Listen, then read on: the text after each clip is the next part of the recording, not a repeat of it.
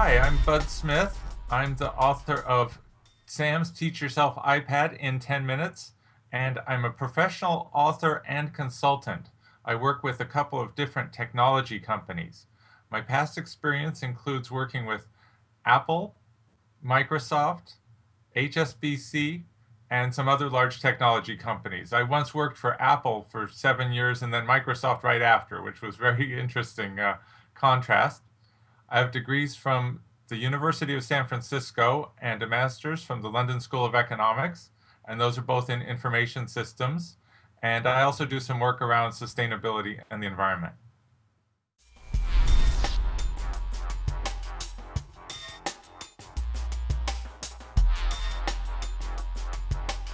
Sam's Teach Yourself iPad in 10 Minutes is literally a handbook for the iPad.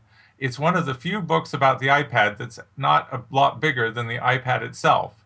And the idea of the whole 10-minute series, in 10 minute series, is to get in there, find what you need, and get things done. So instead of chapters, it has lessons, and each lesson is intended to take up to about 10 minutes, quite quick.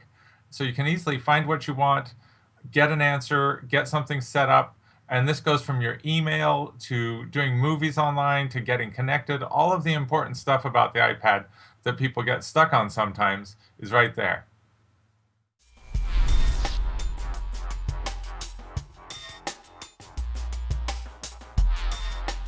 I think that in addition to when you see it, it's pretty obvious that it's a handbook.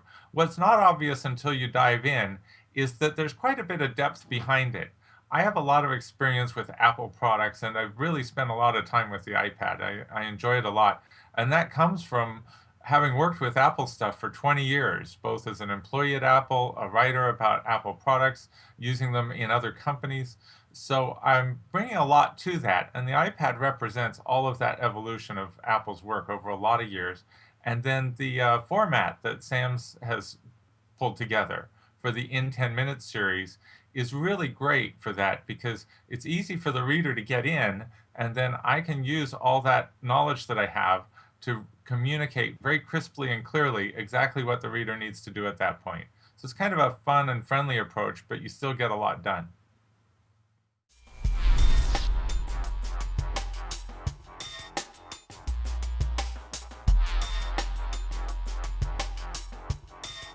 I, I, I think that the three of the most important things is first of all that the book is small but perfectly formed. So it's not more to do with the book than it is to do with the product. The book actually supports your using the iPad, so it's to help you get things done on the iPad. Not It's not the great American novel, about iPad.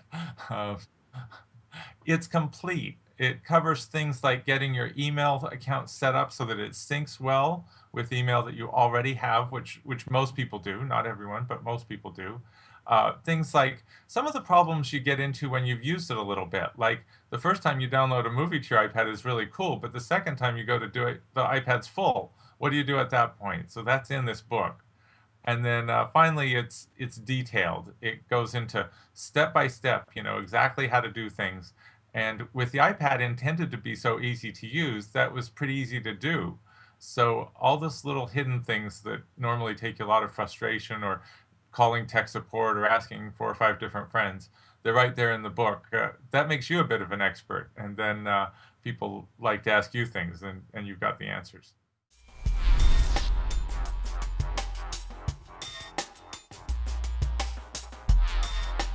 There are two things, one about the iPad and a personal experience that's kind of funny. So the the thing about the iPad is the iPad is pretty deep. Because it's so easy to use and because people are used to PCs, which can plug in so many different devices and seemingly can do everything, at first it seems a bit simple, and some of the early discussion of the iPad focused on the limitations. But because it's so handy and the battery life lasts so long and the screen is so big and it's so much fun to interact with, you find that it's surprisingly deep. You end up doing more with it than you expected. A lot of people who use the iPad, including me, are leaving their laptops at home more of the time and using the iPad instead and taking the iPad places they never would have taken a laptop. It's friendlier. You can use it in a conversation without it feeling like such a barrier between you and the other person. It's not as geeky as the laptop is.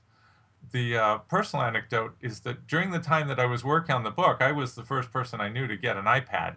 Although the person who delivered it said that the delivery truck was pretty busy that day getting the first iPads out to people in my neighborhood. But I didn't see them around on public transportation or among friends and family. By the time I finished the book, several of my friends and family members had them, and I was starting to see them in use around. So it's really becoming a very personal, very ubiquitous kind of tool.